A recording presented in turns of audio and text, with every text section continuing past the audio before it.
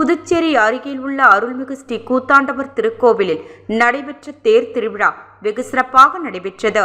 பரிகார ஸ்தலமாக புகழ்பெற்ற இந்த ஆலயத்தில் நடைபெற்ற திருவிழாவில் புதுச்சேரி மற்றும் தமிழகத்தின் பல பகுதிகளில் திரளான பக்தர்கள் கலந்து கொண்டு சுவாமி தரிசனம் செய்தனர்.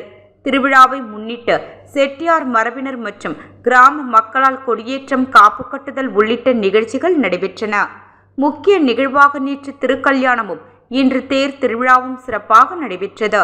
தேர் திருவிழாவில் துணை மாவட்ட ஆட்சியர் குமரன் மற்றும் தாசில்தார் சந்தோஷ்குமார் கலந்து கொண்டு தேர் வடம் பிடித்து தேரோட்டத்தை தொடக்கி வைத்தனர்.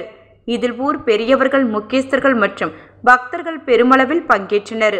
மேலும் ஆலயம் சார்பில் பக்தர்களுக்கு அன்னதானம் வழங்கப்பட்டது.